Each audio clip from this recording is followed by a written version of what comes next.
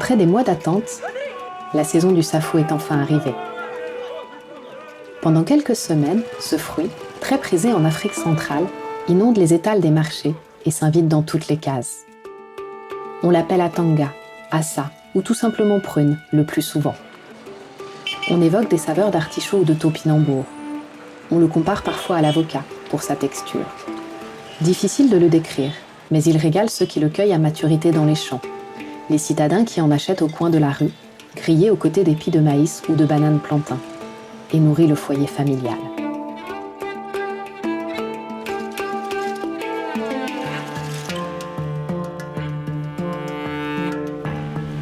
Au Cameroun, comme dans toute l'Afrique centrale, la population, déjà majoritairement urbaine, devrait doubler d'ici 2050. La question de la sécurité alimentaire est l'un des principaux défis à relever, car l'agriculture locale devra produire suffisamment pour nourrir la population camerounaise. Dans cette région d'Afrique, du Nigeria à la République démocratique du Congo, la forêt tropicale humide joue un rôle majeur. Ces ressources offrent un potentiel réel pour le développement d'une agriculture plus nourricière au Cameroun. Le safoutier, cultivé par l'homme depuis des centaines d'années, est issu de ces forêts. Mais comment améliorer sa production sans menacer l'espèce ?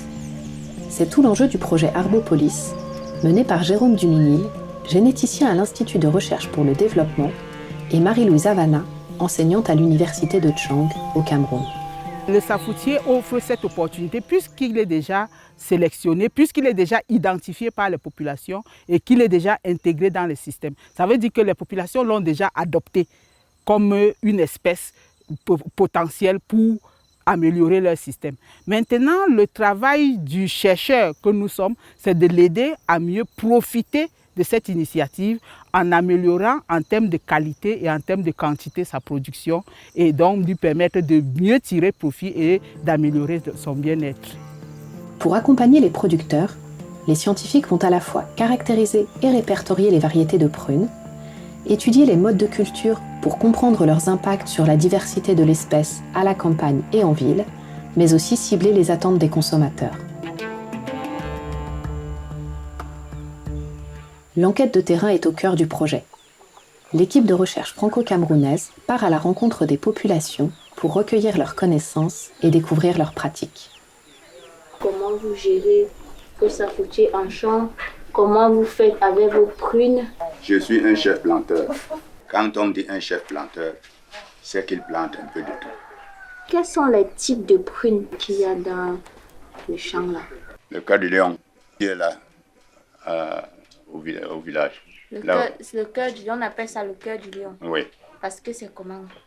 Ces fruits sont comme le cœur. Mais on dit toronkana. Toronkana. Et ça a le bon goût. Oh là là, vous mangez ça avec le pain, c'est plus que... À chaque étape, les scientifiques impliquent les propriétaires d'arbres et les consommateurs. Entretien, cueillette dans les champs, séances de dégustation, partage de recettes. La démarche participative est essentielle à la réussite du projet. Depuis ma naissance, je bois le safou. Le safou, c'est une plante que tout le monde connaît ici. J'ai décidé de faire le safou parce que j'ai constaté que le safou peut me rapporter des revenus supplémentaires. Et surtout parce que les autres cultures traditionnelles, comme le café et le cacao, les prix de ces produits fluctuent et ça nous met en difficulté tout le temps. Les prunes ont produit beaucoup cette année chez moi. J'ai vendu les prunes près de 35 à 40 000 francs. J'ai mangé aussi beaucoup les prunes. Chaque fois que je viens au champ, je rentre avec les prunes. Chaque fois, et je cueille d'autres, j'envoie mes frères partout. Donc les prunes m'ont vraiment aidé cette année bien. Avec les pruniers, comme tu cueilles pour toi, tu consommes directement. Pourtant, le cacao, tu dois souffrir pour traiter. Et si tu rates le traitement, ça pourrit. Le prunier n'a pas besoin d'engrais, ni besoin du traitement. Quand il produit directement, quand ça noircit, on lui consomme pour une période peut-être de 3 à 4 mois. La culture du safou présente de nombreux avantages. L'arbre pousse facilement et il est robuste. Il ne demande ni engrais ni pesticides. Une aubaine pour l'environnement, mais aussi pour les producteurs qui peuvent se lancer dans sa culture sans investissement financier.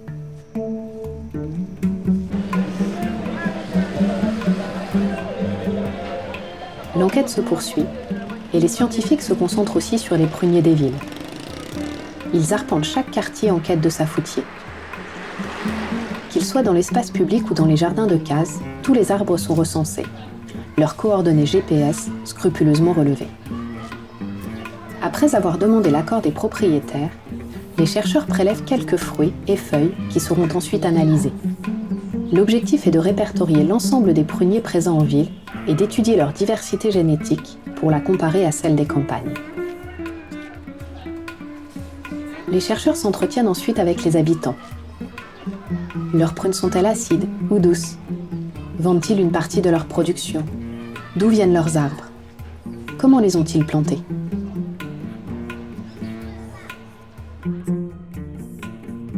Dégradées du blanc au violet foncé, taille variée, la collecte a été fructueuse. Les prunes recueillies en ville et à la campagne sont de toutes sortes. Les analyses en laboratoire permettront de savoir si cette diversité de formes et de couleurs révèle également une grande diversité génétique.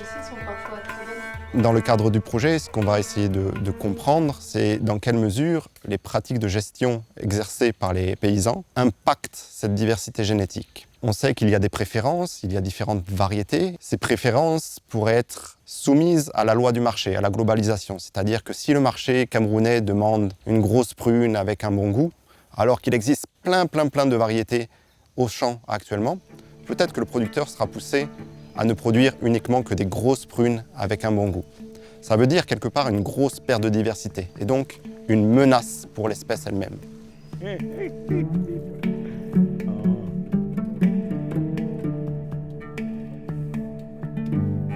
Quand j'étais à Yaoundé, j'ai parti au marché salade là. J'ai vu le prune on vendait, c'était gros. J'ai vu que c'est long et c'est gros. J'ai acheté ça. C'était 4 à 1000 francs. J'ai acheté le 4 là, j'ai fendu, sorti de l'intérieur, j'ai gardé à Yaoundé. Ça a commencé à pousser un peu. En venant ici au village, j'ai amené. Dès que je suis arrivé ici, là, je s'aimais. C'est ça qui est là-bas. J'ai décidé, moi, de faire ma propre pépinière. Parce que d'abord, je dois apprécier le fruit, la qualité, c'est-à-dire le goût du fruit, son aspect, c'est avant de mettre ça en pépinière. Donc, il y a beaucoup de gens qui prennent n'importe quoi. Ils mettent en sachet. Et là, tu te retrouves avec des fruits de petits, qui n'ont aucune grande valeur sur le marché. Quand tu prends la graine, tu mets au sol, la graine peut produire gros, ça peut produire petit, le goût est différent de ce que tu as mis au sol.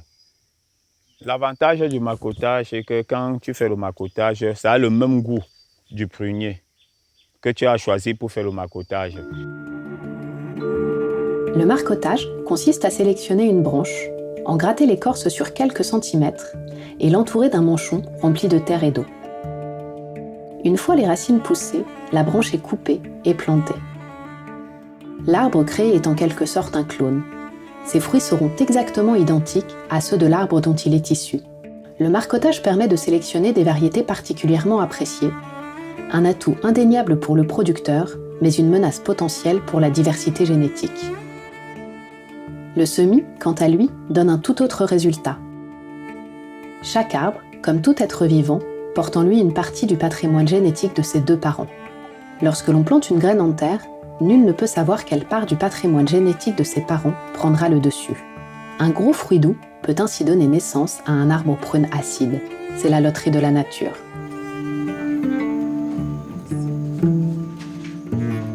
Alors, pour améliorer la production, il est nécessaire de sélectionner certaines variétés particulièrement intéressantes pour trouver un équilibre entre la conservation de cette diversité et l'adaptation au goût des consommateurs.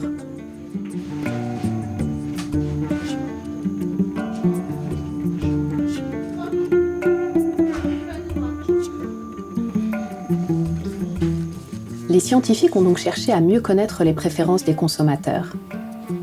La première étape de cette étude consiste à détailler l'aspect et le goût de 12 variétés de safou. Dans une démarche assez innovante, des goûteurs professionnels notent et décrivent avec une grande précision l'apparence, l'odeur, le goût et la texture de chaque prune, crue ou braisée. Ils en dressent le profil sensoriel.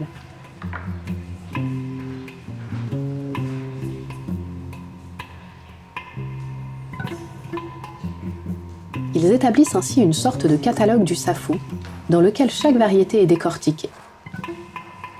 Les scientifiques sélectionnent ensuite 5 variétés, présentant des goûts et des aspects très différents, qui seront proposés à des goûteurs non professionnels pour affiner leurs recherches. En parallèle, le travail d'enquête consiste aussi à découvrir de quelle façon le safou est dégusté. S'il est le plus souvent grignoté comme en cas, après avoir été tout simplement braisé ou cendré, il occupe également une place de choix dans des plats plus élaborés.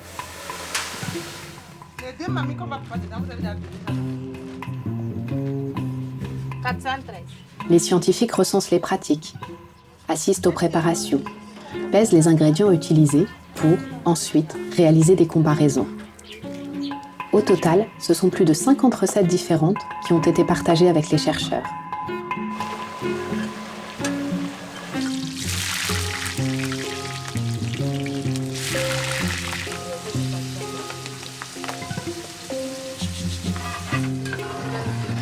Si l'étude des différentes étapes de préparation est une composante importante de la recherche, le moment préféré des scientifiques est sans doute celui de la dégustation.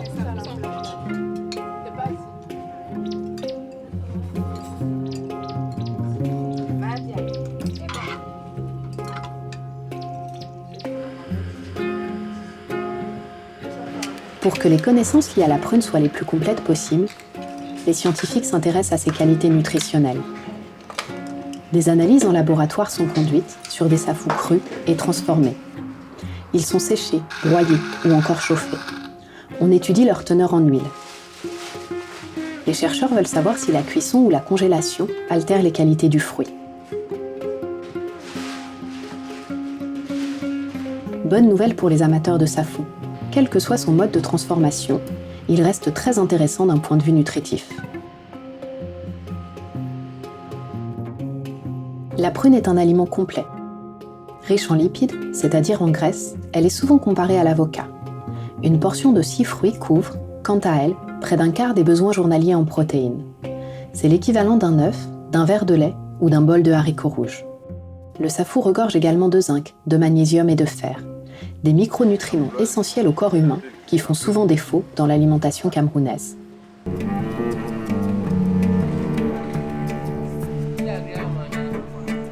Le temps de la collecte est terminé. Au total, ce sont plus de 2000 entretiens qui ont été réalisés et près de 6000 fruits utilisés. Grâce à l'aide des producteurs de fruits et des consommateurs, les scientifiques ont maintenant une connaissance plus fine des modes de production et des goûts des populations locales.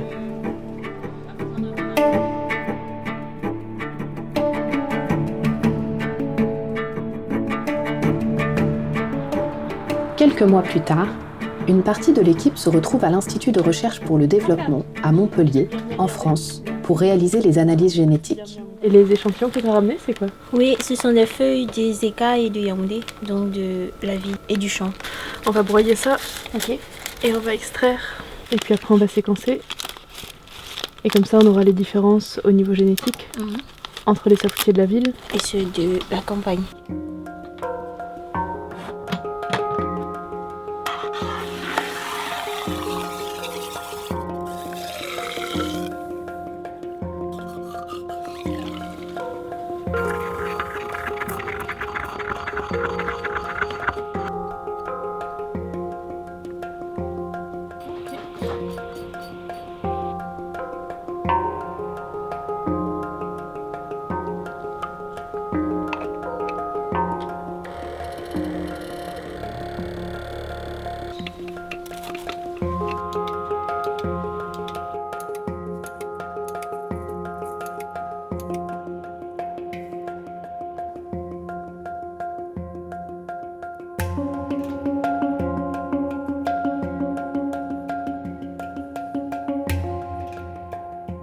On a reçu les premiers résultats. On peut voir ici individu par individu. Et en fait, c'est assez intéressant. On voit vraiment que chaque individu est différent. Ici, on peut annoter les différents pics. Ici, on a des individus seulement de l'Ouest Cameroun, c'est ça? Voilà, là, c'est que l'Ouest Cameroun. Et donc, on voit quand même une grande variation. On a beau être au sein de la même population, tous les individus semblent être différents. On va pouvoir comparer vraiment la diversité en ville et la diversité en campagne. et voir quels sont les patrons que l'on observe afin de pouvoir faire des recommandations. 1700 échantillons ont été analysés et plus de 100 variétés de prunes recensées. Malgré sa mise en culture, le prunier présente donc, aujourd'hui encore, une forte diversité génétique. Découverte étonnante, celle-ci est aussi importante en ville qu'à la campagne, alors que l'environnement urbain est souvent perçu comme une menace pour la biodiversité. Ce que les chercheurs appellent les pratiques de gestion, c'est-à-dire les méthodes que les fermiers utilisent pour reproduire les arbres, le plus souvent à partir de graines, sont donc durables. Elles ne font pas peser de menaces sur l'espèce. Cette richesse s'explique notamment par les dizaines de kilomètres parcourus par les graines. Les propriétaires d'arbres, qu'ils soient en ville ou à la campagne, plantent les graines rapportées du village, celles du voisin, ou encore celles de fruits achetés au marché et particulièrement appréciées. Ces pratiques contribuent à un grand brassage génétique.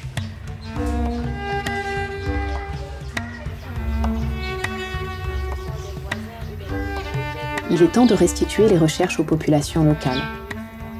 Ces moments d'échange sont une étape essentielle du projet. Les scientifiques font le bilan de leurs travaux.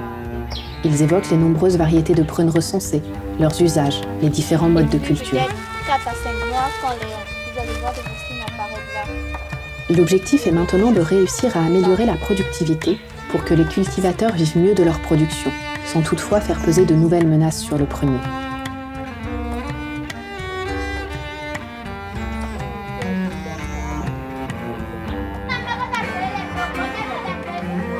Comme on vous a expliqué, notre objectif c'est juste que vous dessiniez les arbres que vous avez autour. Pour que les jeunes générations prennent conscience de l'importance et de la valeur des pruniers, mais aussi des autres arbres fruitiers locaux, les scientifiques mènent, en parallèle de leurs recherches, des actions de sensibilisation auprès des enfants.